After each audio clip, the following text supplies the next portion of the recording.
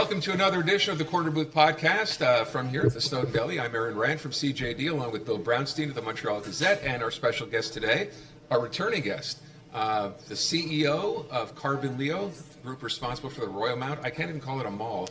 For the Royalmount project, Andrew Lutfy. Andrew, thank you for coming back. Thank you. What a pleasure. What a pleasure. So let me begin by asking the question. We're coming up on a year, just about, since the opening of Royalmount. Yes. I remember, I think we all remember, people watching remember the controversy surrounding it at the outset. Right. A combination of excitement and concern. So here we are, as I said, almost a year later, and let's start off with just a general overview of how things are going. Yeah, great. Things are great. You know, as you know, we opened in September of last year. We're coming up on a year. And listen, we opened up with like a big boom. You know, the first 3 months, like amazing amount of curiosity. The place was packed. And then I would say, you know, there was a settling down. Let's say maybe around November, December was kind of like a more normalized state. And since then, we've been building. Every single month, we could tell when we're taking market share. Every single month, we're taking market share. So that's really, really, really exciting. And I guess it's a combination of people changing their habits. You know, habits are a big thing. You got to change your habits. And also, as more brands keep opening up. When we first opened, I think we had about 35% of our stores open. And today, we're over 70%, 70-odd%, 75% actually open. And yeah, so it's great. Yeah. I remember, though, we talked about when we did this the first time around, and we heard about luxury names like Chanel, like all the big names, and people were kind of taking you to task a little bit at the time, saying, you know what, Montreal can't support this kind of stuff. And I remember your answer then was, you talked about young people and how shopping habits have changed. Part of it was the idea that they're not taking cars to go to the mall. They're going to take the metro. You have access from the metro. Has that panned out? Yes, absolutely. I mean, listen, for sure they come by cars. There's no ifs, ands, or buts. They come by cars. I would say about 70% of our footfall is coming by car, and including luxury. So across the board, 35% is coming by metro.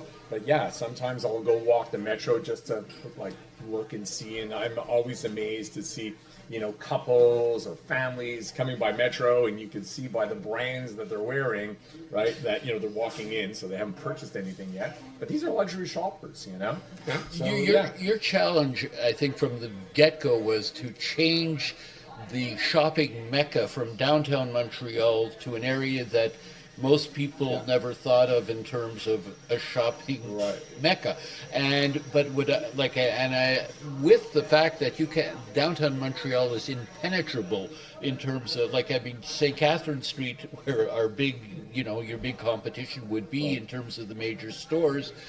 You try driving, let alone parking or anything else. You offer free parking, and you have all sorts of other things. I'm surprised that it hasn't, like, even taken more, like, in terms of getting people out there. Because as you point out, yes, it's easy access metro, there's no question. And if you come in from the west side, it's easy access into Royalmount. Correct. Coming in from the east side downtown, it's a little more problematic. But do you feel that you succeeded in changing people's mindsets that downtown is where you go? You know, I draw, well, two things. One is you keep making reference to downtown. So, like, I just want to be clear, Royalmount, and this is really based on my experience even in retail with Group Dynamite, like garage stores, Dynamite stores, right? It's not a zero-sum game, right? This is disposable income, and no one has a slot in their wallet that says, you know, apparel, you know, restaurants. You know, it doesn't work like that. It's not a zero-sum game, right? It's just like whatever you feel like spending on in that moment, to the extent that you've got the liquidity, you're going to do it.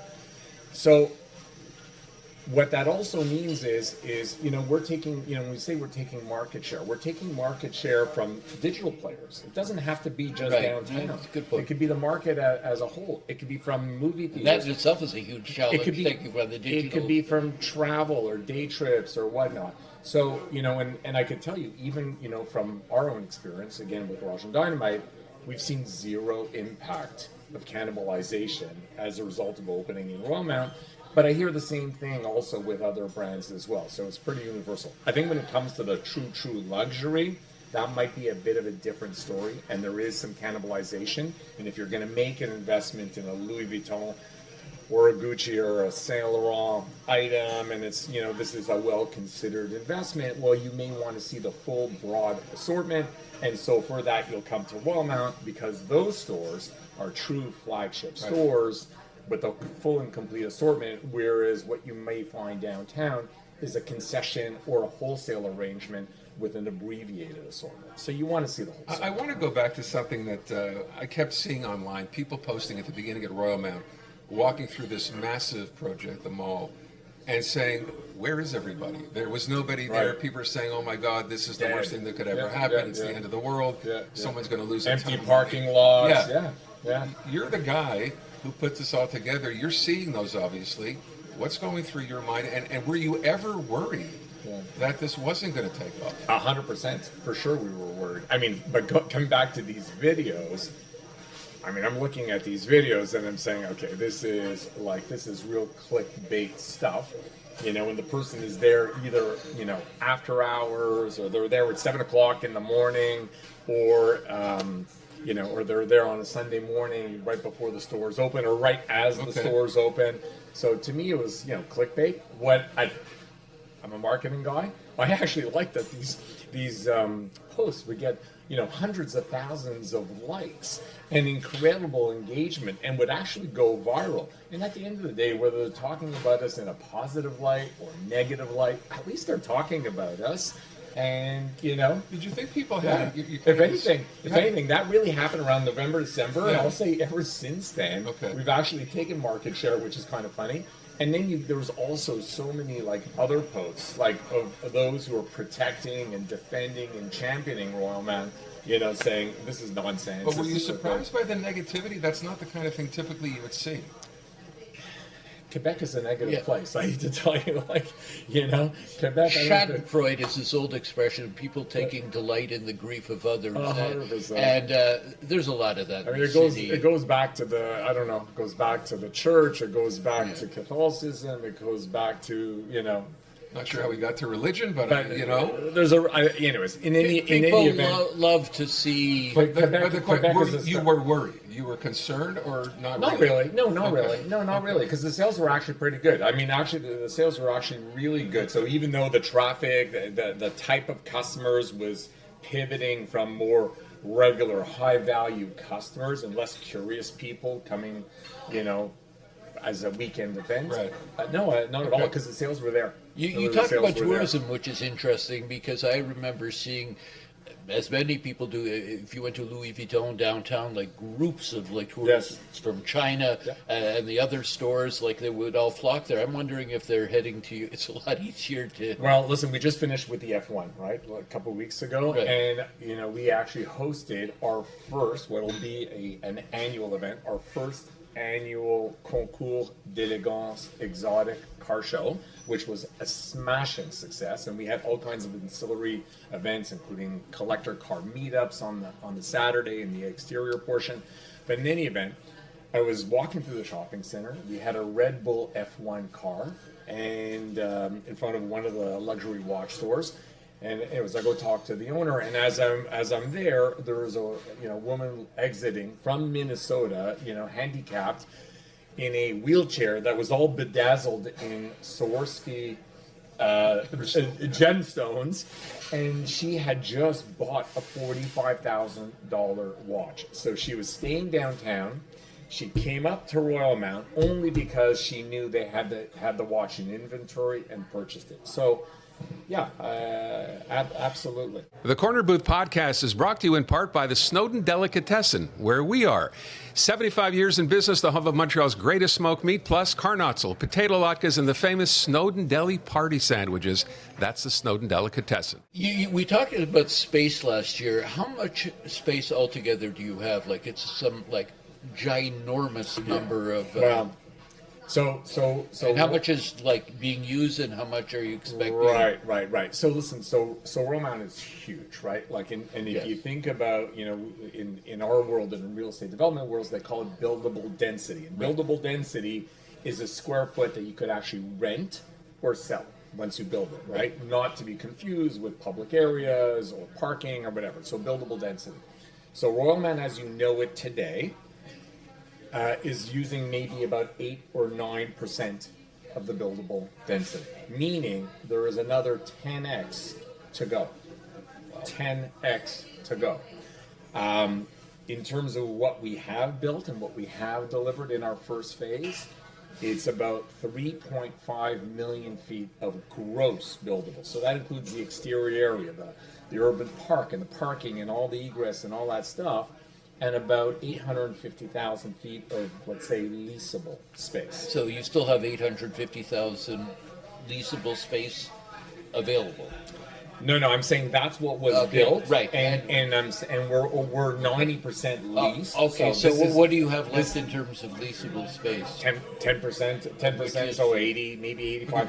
But wait, when we started talking about this project, and we all focused on the retail part, the mall Yes, part, right. Yes. you made a point of saying, as you're just saying now, this is really just step one. Correct. There's so much more to come. This is We the talked minimum. about- This Yeah. is the MVP. Let's talk about some of that, because that was an issue at the time. Residential. Right. We need the housing clearly. I mean, this is not going to be necessarily affordable housing, Right. but it is housing. Where do we stand on that? Where do you stand, rather, on that? Listen, we're still whole hog on residential. I mean, the city of Montreal is 100% supportive of our residential plan. The province of Quebec is 100% supportive of our residential plan. Right now, the hiccup is in town of Montreal. So it's really, that's the narrowest part of the pipe. And that much being said, we're having very productive conversations with the town. So again, I still maintain it's a question of when, not if. And How big and is there's that nothing. project? Not to be clear, but it's thousands of units. It's thousands of units. Yeah. And that's residential, and Yes. then you still have an office component. Yes. So let's say that as you think about the future, right? And by the way, on the residential, I believe next week our residential, call it brief, as well as the most important, let's say, questions and answers that residents, whether towny residents or just even greater Montreal residents may have had over time. All of it is going to be documented, and there's going to be a residential section on the website, and you can kind of go through it. So let's say the top 5 questions, 7 questions, they'll all be answered there. But as you think about like the big phases of development, right? There's still, another 10x to go. So residential, we spoke about thousands of units of residential. Again, this is incredible. This is a super transit-oriented development. We're connected into the metro, right? Warm connection into the metro. The orange line, our metro, as you know, is green and sustainable, right? It runs on hydroelectricity. Like, you don't find this anywhere in the world. Like, this is really quite special. So super transit oriented. It's 100% pedestrian. So we had made taken a position in the master plan from the onset that it had to be 100% pedestrian, and it is, right? It is, and all phases will continue to be 100% pedestrian. So much more enjoyable. Man and machine should not be mixed together. It makes no sense, right? Other big section would be lifestyle, what I call lifestyle class A office. So there's probably opportunity for 1 million, a couple million square feet of class A office. What's the timeline on that? Are we talking 2 years, 5 years, 10 years? What's the right now? 2 to 5, I would say. Okay. Probably, yeah. I mean, start construction, 2 to 5. Okay. Yeah, nearer term. I remember Yeah. we, of course, had asked the question at the time when we first talked, because we had Valerie Plant on Yes. a week before, talking about how significant it might be and advantageous for you if Cavendish was opened Right. up. Famously, the mayor has said, and she said as much on my show, The last 30 don't years, worry, yeah. Cavendish will get done. Well, she's about to no Right. longer be mayor. Cavendish is not done. Have you had talks with the city about that? Yeah, for sure. I mean, there's lots of talks. There's been a lot of talking over the last 5 years. Personally, I don't care whether it happens or it doesn't happen, right? My business plan, my view, my vision is 100% sustainable. Well, a lot of that's been It's alleviated with if you go up Côte de Liesse, you Yeah. can enter from the west without necessarily needing the Cavendish cutoff. 100%. So I personally am, I'll say, neutral. I really don't care. And going back to traffic, I mean, it was really to alleviate traffic. But if you look at what we have done, like we took accountability as a project owner and developer. to do so much infrastructure work. I think we spent about $100 million in various areas on infrastructure work that should have been done by the Well, government. the overpass that you Whether put in. some of it should have been done by the MTQ and some of it should have been done by the city of either Town of Montreal or even the city of Montreal. Well, the Metro overpass, for example. That's part of it for sure. Yeah. Exactly. But just on Côte de Liesse. Yes, no, that you've done it. That's pretty amazing what you've done there. I have come in that way. Yes. And for everyone who was worried, because it's a bottleneck at the best of times, Right. the fact that you've done and added those lanes and made it pretty much easily accessible, and you took that upon yourself to do, not waiting for the city to do it. I mean, that's Thank you. No, Yeah, that's no, as no. good as it gets. I was very impressed with Yeah, thank you. Listen, about 10 years ago, they had done configurations in that area, reconfigurations in that area, and I remember meeting with the MTQ, and I told them, like, what you're doing is wrong. You're actually going to make it worse. And sure enough, they did actually make it Maybe you worse. could do this for the rest of the city. Have some other bottlenecks that need to be cleared up as well. No problem. Andrew, what's to come? Yeah, I mean, we have a lot of. I mean, there's still stuff to lease, but there are big announcements to come very shortly. What could we talk about coming In sooner terms of than- openings, Yes, yeah. in So terms- listen, so one of the most exciting openings, and I think many of your viewers are very familiar with RH, Restoration Hardware, Right. including RH Rooftop, which is the rooftop restaurant. Anyways, they're going to be opening in Royalmount in 2 weeks, actually 2 weeks to the day. So July 18th, I believe, or we're recording in advance, so give or take, but July 18th they'll be opening up.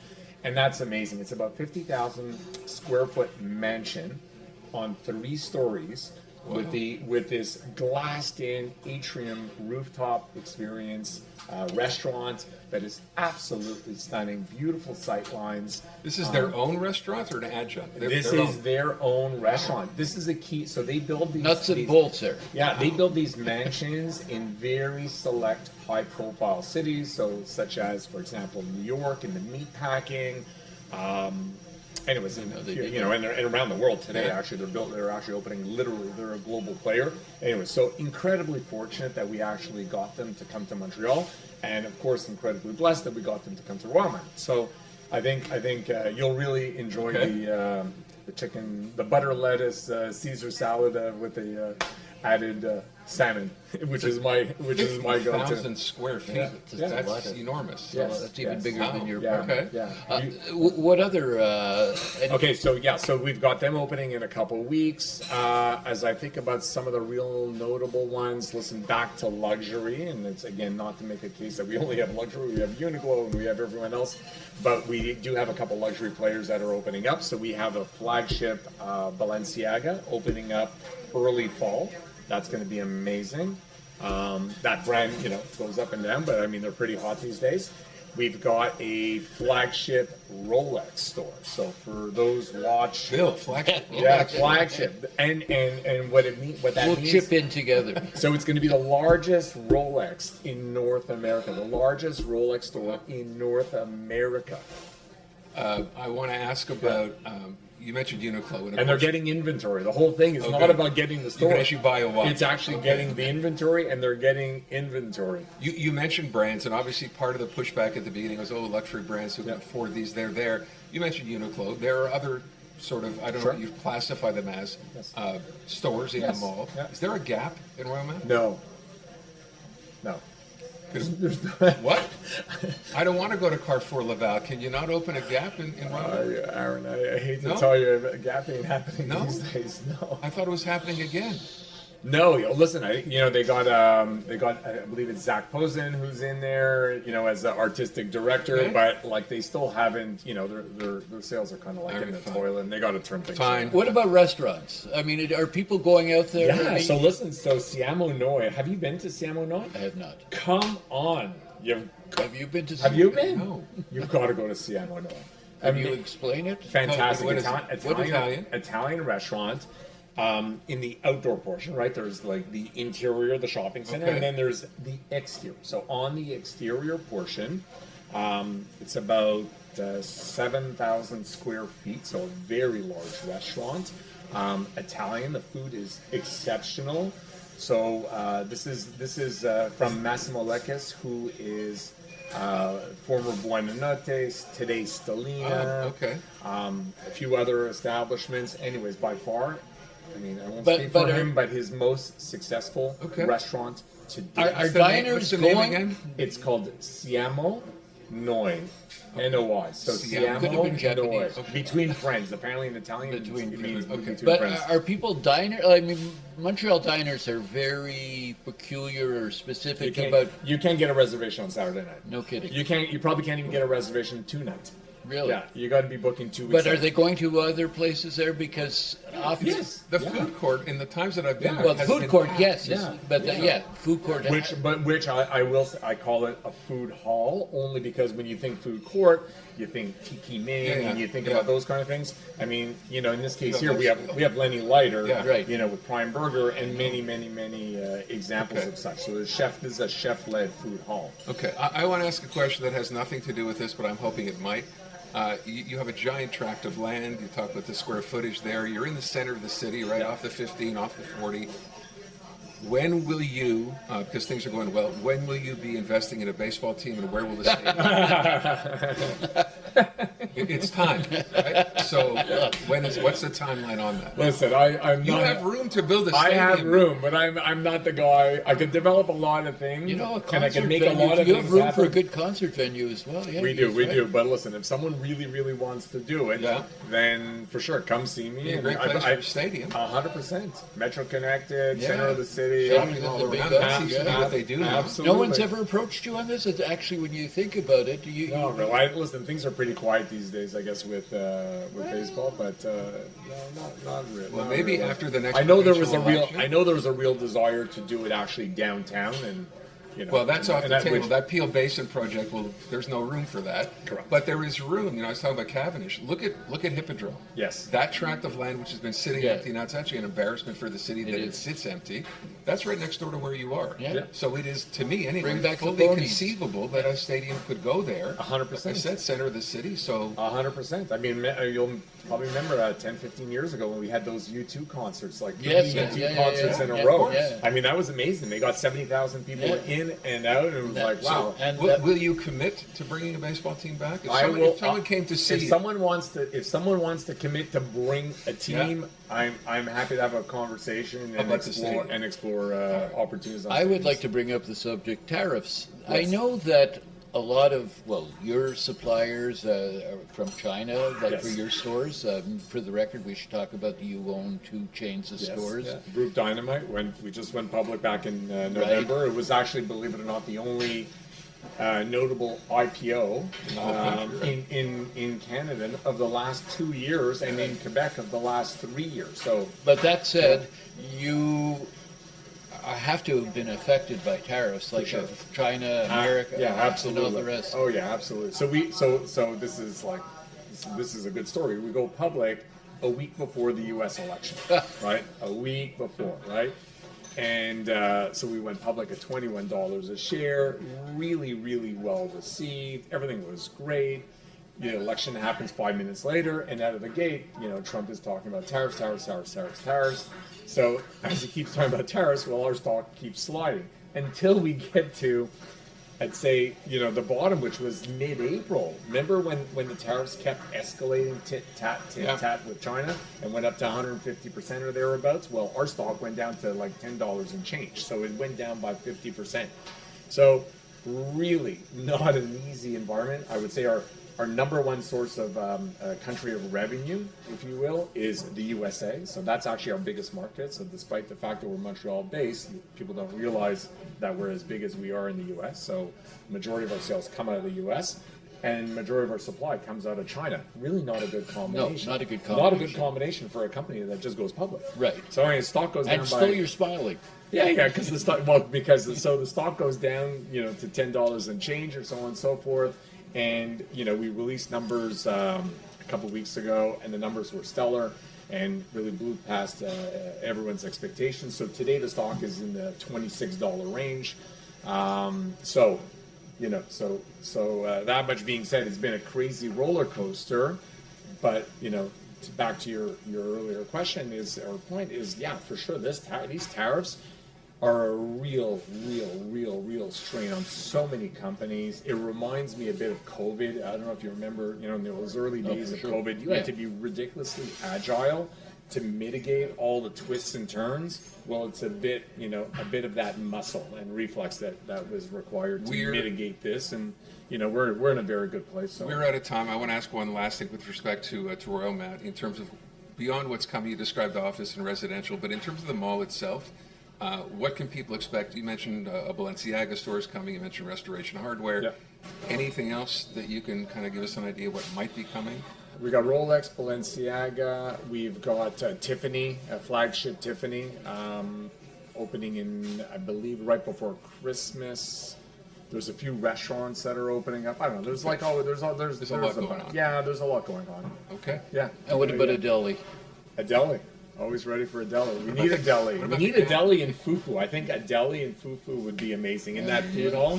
Yeah. We could just Bring our people to Snowdon Deli, Royalmount. I think we got to slip over there and have a conversation. Andrew, I want to thank you for coming. Hey, thank you. Always Appreciate a pleasure. your time. Yeah, that's it for us. To wrap up this edition of the Corner Booth Podcast. We'll see you again soon.